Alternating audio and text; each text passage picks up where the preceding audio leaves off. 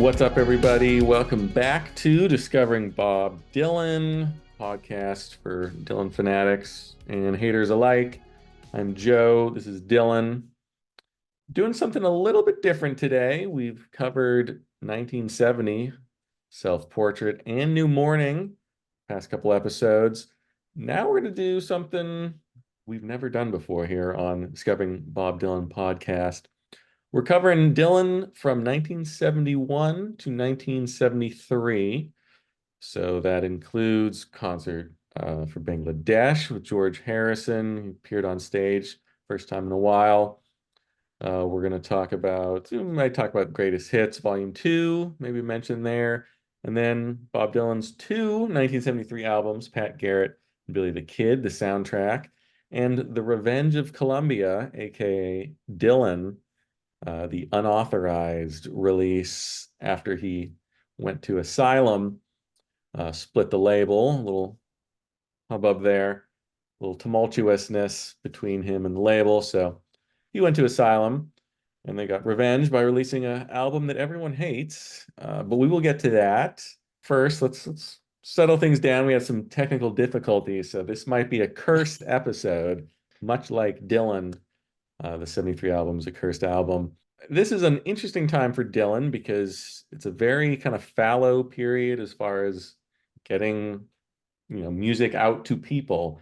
He basically doesn't exist in 1972, 71, just the concert for Bangladesh. So what was Dylan doing during this time? Are we concerned about Dylan's well-being here? Is he down on the farm? Is he having a good time with the wife and the kids? What's going on?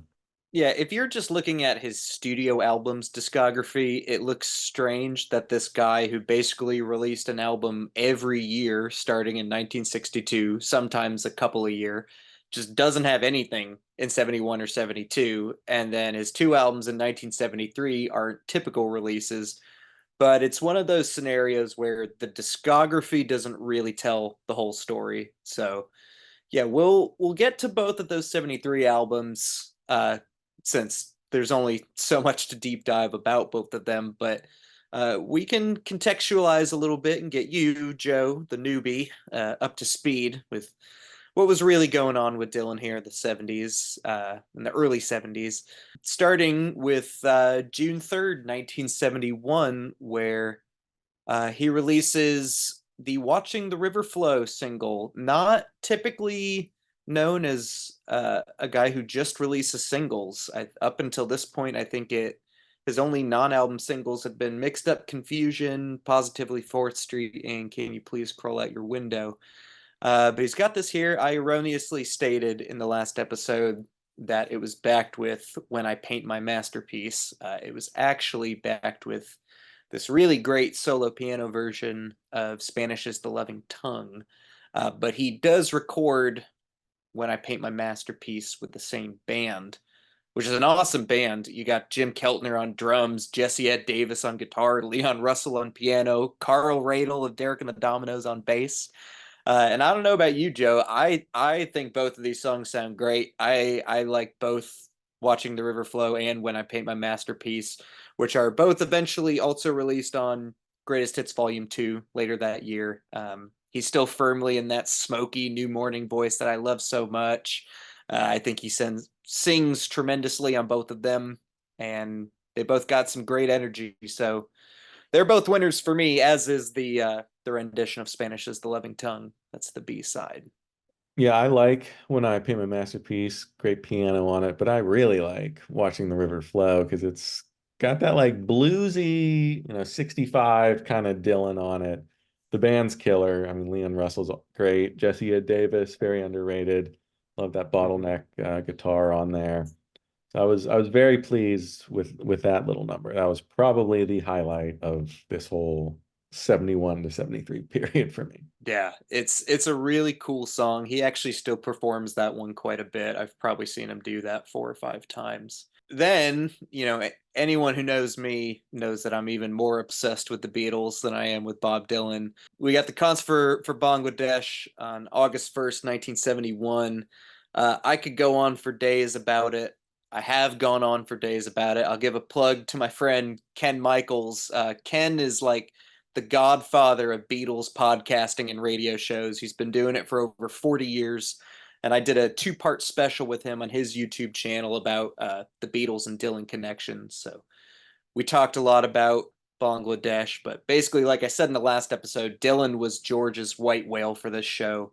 He really wanted Bob to be there. He knew how special it would be, like given how few concert appearances he had done in the last 5 years leading up to it. And man, it does end up being really special. I mean, the roar of the crowd when Bob is announced and comes on stage is deafening, and it sends chills up my spine.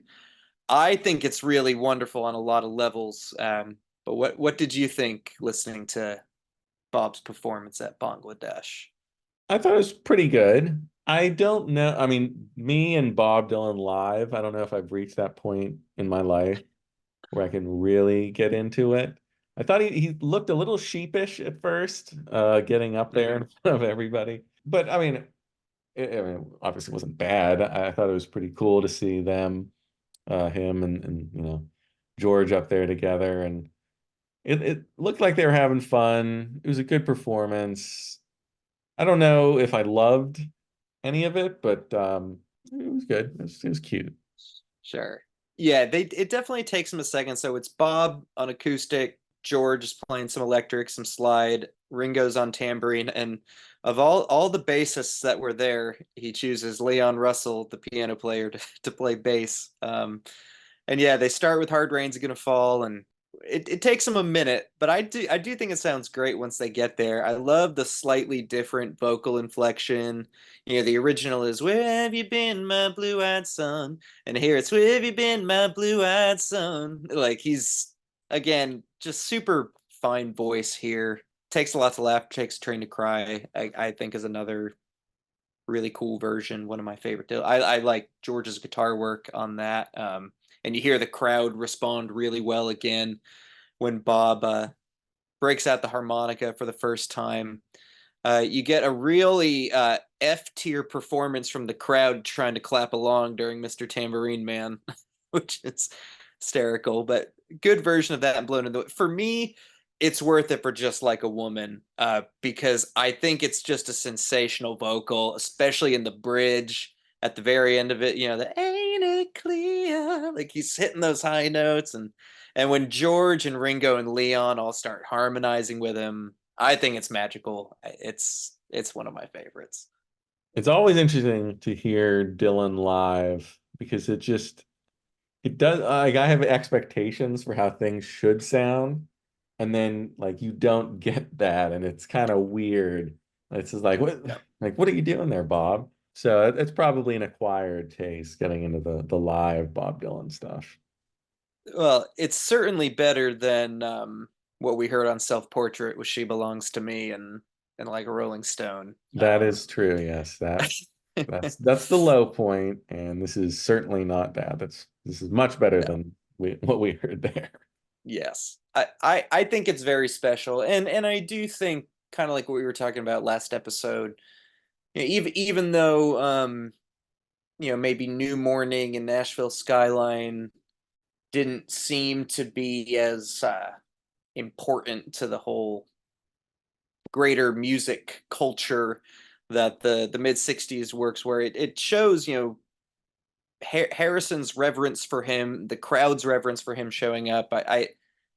That's another reason why I think it's kind of important to look at everything that's going on and not just the studio discography. But then after that, November 12th, 71, we get an unexpected return to protest singer Bob Dylan. He releases the George Jackson single, and he records it 8 days before November 4th, and it's out just over a week later, with a full band version on the A side and acoustic version on the B side. I slightly prefer the acoustic version, but I think they're both fine. I think it's a good song. I don't think it's anything groundbreaking. Nice to see that he's still kind of in touch with the important issues. George Jackson was a Black Panther leader who was murdered trying to escape San Quentin, which then kind of played a role in the Attica State prison riot. And yeah, I mean, I think it's cool. It's not Lonesome Death of Hattie Carroll or even Hurricane, which is going to come in a few years, but I think it's a nice little song that he sings really well. I don't know what you think of it. It's fine. It's a fine song. It's Yeah, it's not it's super remarkable, but no, but um it's probably better again than anything he did in 1973 in my ears. yeah, which we're getting to. And then really less than a week after that, we get Greatest Hits Volume 2, where he initially wanted to include the versions of You Ain't Going Nowhere, Down in the Flood, and I Shall Be Released that were recorded during the basement tape sessions, but he ultimately re-recorded them with Happy Trome on bass, banjo, some additional acoustic guitar, some backing vocals. I personally love how intimate these songs are. Again, I still love his voice. I sense a lot of joy in these recordings, especially You Ain't Going Nowhere.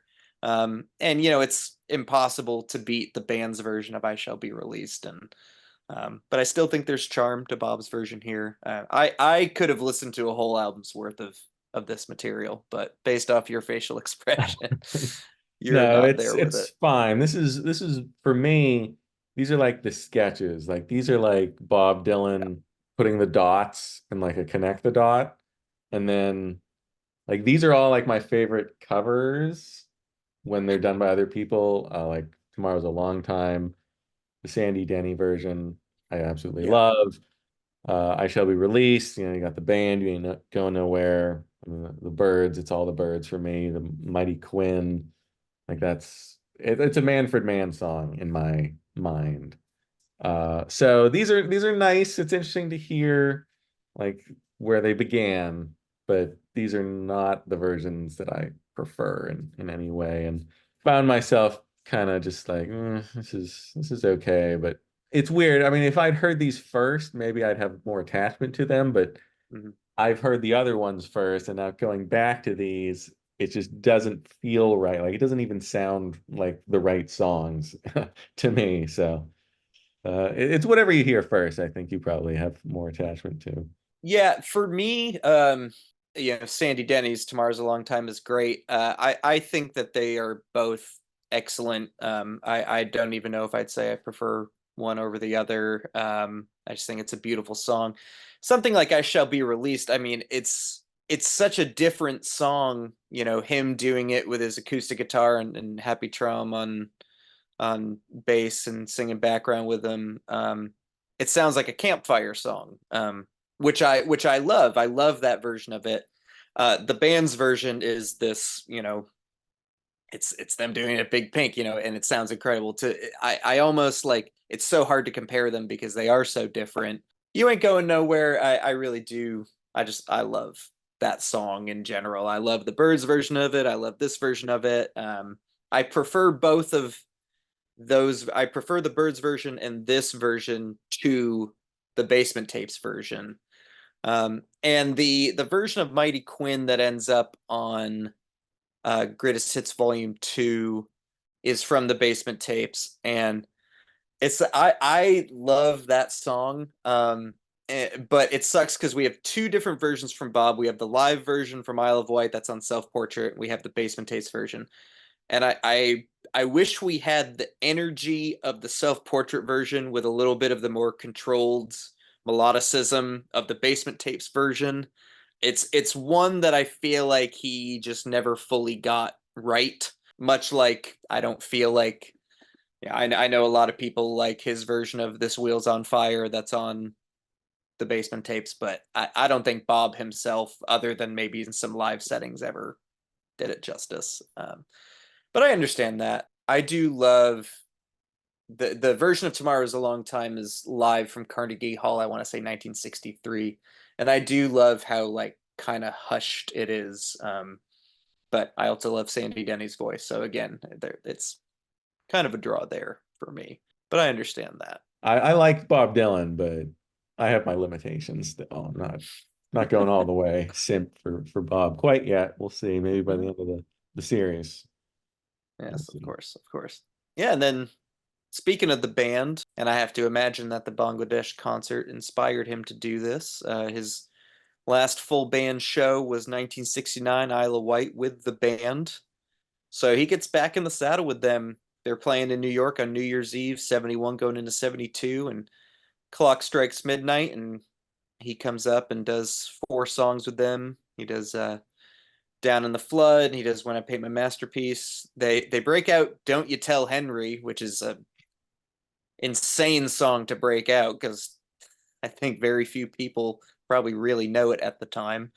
And then and Like a Rolling Stone. None of them are my favorite versions of these songs, but they're all pretty good. I think it's interesting to hear him kind of going for like that really full-throated kind of rock and roll voice again. And at the very least, it's a much better Rolling Stone than the one that was on Self Portrait. But this is the band concert that Rock of Ages was taken from the live album. These performances were not released on Rock of Ages, but eventually, trying to remember, I can't remember what year the full band Live at the Academy 71 came out, maybe 2015. 2014, 2015, but they were finally released then. And yeah, I imagine you're probably on the same page. Like it's good, but again, none of the definitive versions. Well, I mean, after hearing the self-portrait stuff, like he he set such a low floor that like everything sounds great afterwards. Perhaps he did it on purpose just to make himself sound much better in the future. Because yeah, I mean, it's yeah, they're fine. I mean, they're good Yeah, versions. I like hearing a somewhat competent version of Like a Rolling Stone because it is such a good song that, and hearing him play with the band is pretty cool. So. yeah, Yeah, I mean that was good. You know, I think his 71 stuff that we've talked about was all quite successful and yeah. does not betray what would happen in 73 with all his stuff. So we start off on a happy, good note in 1971 for Bob Dylan. And then the clock strikes midnight after the show, and you know, he turns back into a pumpkin. And 72, where the hell is he?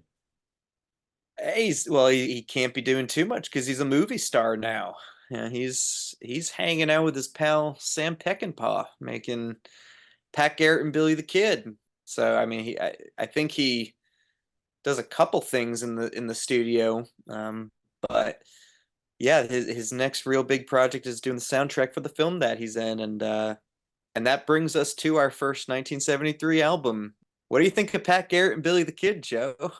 Well, it's certainly not much of an album. There's a couple songs on here. The imaginatively titled Billy 1, Billy 4, Billy 7. I believe those all have vocals. You got Knock on Heaven's Door, which is the big one.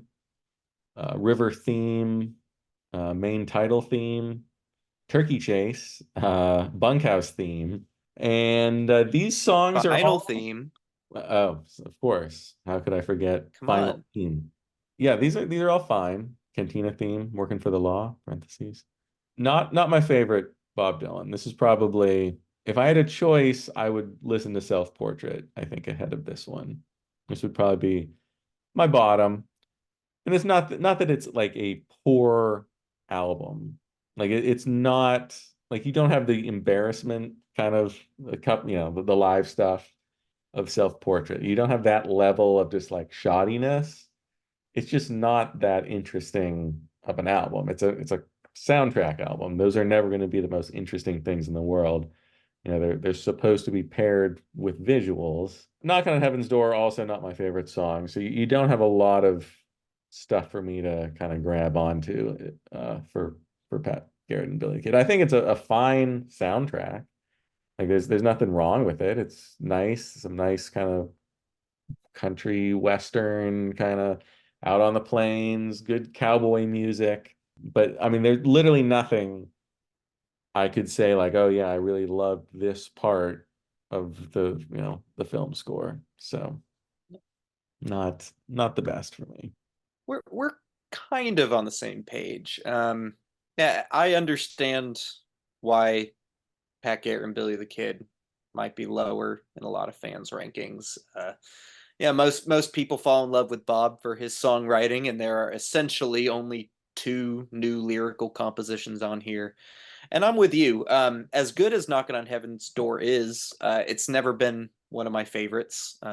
I like it. I have no issues with it. It's just not top tier Bob for me. I do love Billy Four in particular. Of all the three Billies, that one for me is where it all comes together. I think his vocal delivery is tremendous on it. I love the storytelling. It's got that stripped down backing track, pretty similar to the Greatest Hits Volume 2 songs that I love, the ones he did with Happy Trom. That one is actually relatively high up in my Dylan song rankings. We will see if and where it lands on my favorite Dylan songs of the 70s. And overall, I like how organic and spacious it is. I think that the instrumental variations in each track are pretty nuanced and dynamic. He's known for his lyrics, but he deserves to be recognized as a complete musician. And I do think that some of these instrumentals are really good. I think that main title theme and all of its shifts are really nice. And I actually think that final theme is very stirring, especially when all the flutes come in. I don't enjoy it for the same reasons that I generally value Bob Dylan records, but I dig it nonetheless. While also, you know, I'm not going to pound the table for it as a top tier Dylan record in terms of importance or anything like that. I don't believe it will be your least favorite Bob Dylan record, but maybe this other one will be. I mean, it might not be my least favorite Bob Dylan record of 1973, so at Do least you there's that. do you want to preface this with exactly why this is Columbia's Revenge? Well, yes, let's get into the one thing of note that happened to Bob Dylan in 1972 was he renewed his contract with Columbia, headed up by Clive Davis. And Davis had given Dylan a pretty lucrative $400,000 guarantee for the soundtrack to Pat Garrett and Billy the Kid, and two additional albums to follow. Unfortunately, the reviews of the soundtrack were not great. Take this moment to read John Landau's. He wrote in Rolling Stone that it is every bit as inept, amateurish, and embarrassing as self-portrait, and has all the earmarks of a deliberate courting of commercial disaster, flirtation that is apparently part of an attempt to free himself from previously imposed obligations derived from his audience. Which, I mean, that's back in Rolling Stone's heyday where they just couldn't wait to take shots at you. And I think that's a little Landau's unfair. yeah, he's the same schmuck that wrote the terrible review for Ram. So, but then he brought us Bruce Springsteen. So, some people might not view that as a positive. I do, but continue.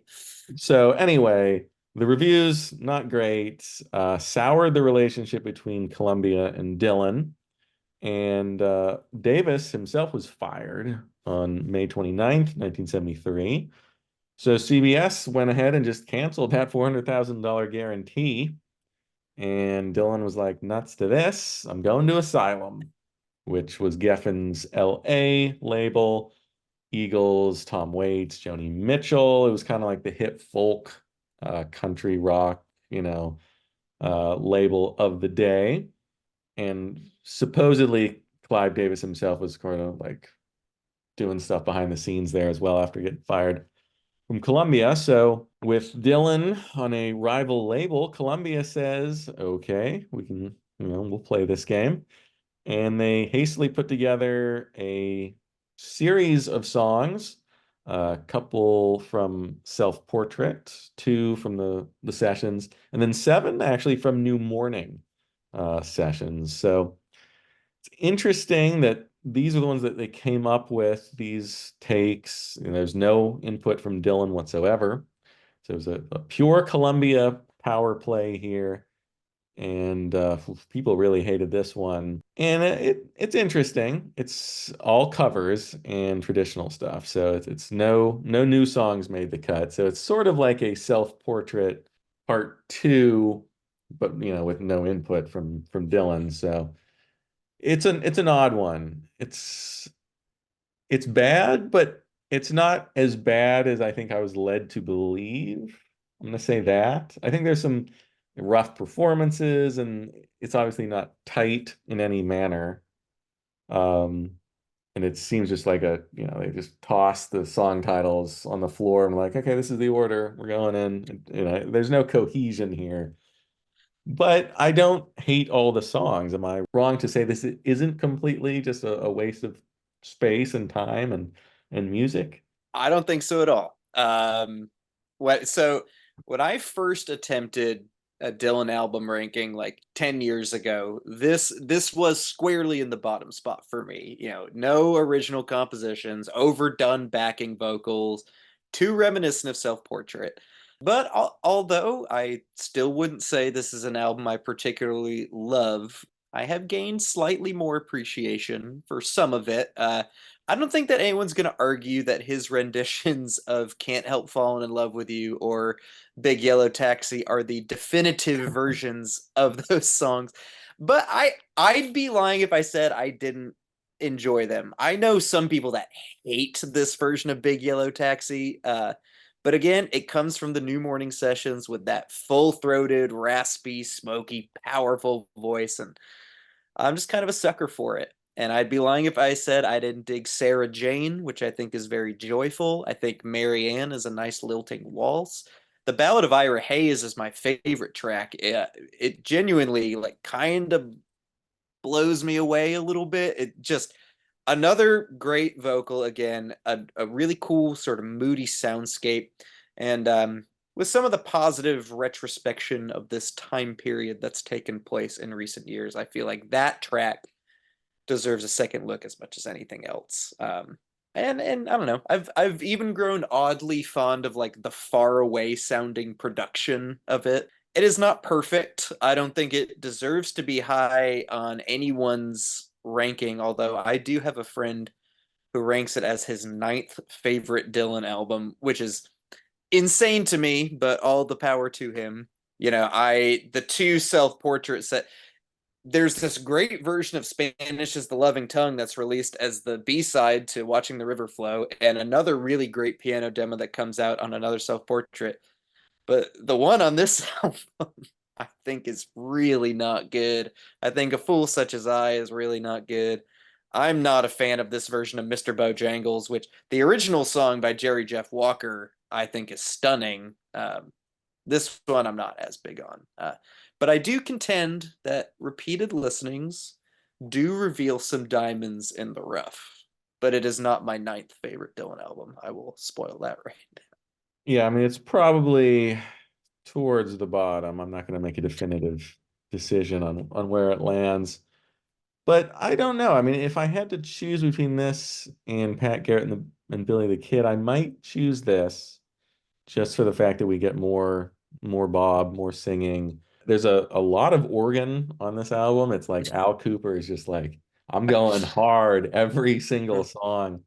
Uh, Mr. Bojangles, especially. yeah, which maybe a touch too much from Al here, but I was hesitant because I was looking at the track list and I saw Can't Help Falling in Love. And I was like, no, he couldn't. He wouldn't. He did. But it's kind of fun. I don't It's hate not it. that bad. It's not. I love Elvis's rendition. I think it's just phenomenal. I even kind of like UB40's version. Um, but this isn't terrible. I don't mind Mr. Bojangles. Spanish's Loving Tongue, the crooning, the arrangement doesn't really work. I don't really love Big Yellow Taxi. Counting Crows kind of ruined that for me a long time Fair. ago. Joni Mitchell's is good. This one is okay. It's passable. I don't know if anything on here is as bad as the live versions of the self-portrait songs. So I think at least you have that. At least you have, some decent. The band is good. It's from the New Morning Sessions for the most part. So it's not Mhm. like total throwaways here. It's not like Columbia mined like the very bottom of the outtakes and the sessions that they had. These are worked on, this is like, a couple takes of each one. So they clearly had a little thought into like, okay, let's get something. So yeah, I don't know. I didn't hate it. I didn't think it was as bad as, the Fs and the one-star reviews basically across the board that you see. In comparison to, Highway 61, sure. It sucks in comparison to Blonde on Blonde, but for 73, for 70s Bob Dylan, there's some charm here, I think, that people probably overlook. I agree. And that's certainly a greater conversation, to be had at another time. Like when you're when you're grading an album or critiquing an album, how much does it matter to you when you truly compare it to another record by another artist? I mean, to me, I when I listen to Dylan 1973, I'm listening to the songs on this record and saying, okay, how much am I enjoying this song? Do I enjoy it? Like, yeah. And then maybe I think, okay, do I enjoy any of it as much as like a Rolling Stone? No, but like that's beside the point. That's not here. I'm only going to look at what's in front of me. And yeah, I think like self-portrait, it's one of those things, you're led to believe it's this all-time piece of piece of shit, and really it's really not. Like it's at worst, I think it's highly inconsequential, which, I guess maybe there are worse things to be than that. But I will say, so you asked during the New Morning episode, you say, yeah, this record's good, but how highly can we rate it when you've also got After the Gold Rush and Bridge Over the Troubled Water and all these other huge 70s albums, which, for me, it's a record with a lot of solid songwriting and someone whose legacy is built on his songwriting. And it's got songs on it that George Harrison, among other people, is covering. So, I get asking the questions, but I think there's definitely a case to be made for it. And ultimately, the only thing that really matters is how much you as a listener like it. But I think that thought experiment applies a little better to 1973 because you've got these two Dylan records. One has a pretty big hit with Knocking on Heaven's Door that Clapton covers not too long after that. But the rest of it is mostly instrumental, mood music for a film. And the other album is a non-artist sanctioned collection of covers. Meanwhile, you've got The Dark Side of the Moon, Goodbye Yellow Brick Road, and even the Beatles, going back to another 60s act, a true contemporary of Dylan's. They released two compilations, the Red and Blue albums, which kind of start the first Beatles renaissance. And then on top of that, all four of them put out material in 1973 that's received extremely well critically and commercially. Paul puts out, you know, Red Rose Speedway isn't received as well, but My Love is a huge hit, and then Live and Let Die is big, and then later in the year you get Band on the Run. John, the whole Mind Games album maybe isn't his most revered, but the song Mind Games is a huge hit. George, Living in the Material World, #1 album. Give Me Love, Give Me Peace on Earth, #1 song. And then Ringo has like two or three hit singles from the Ringo record in 73. So this for me is kind of the first point where you can start to ask, where does Dylan fit in to this larger musical landscape? But at the tail end of 73, he starts recording his next album, what ends up being his only album for Asylum Records. Planet Waves comes out in January 74. He's backed by the band. It kind of coexists, with his comeback tour that also starts in 74 with the band. And that's our next episode. Do you have any familiarity with Planet Waves?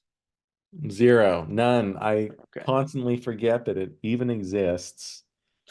And I'm looking forward to it because the band's there.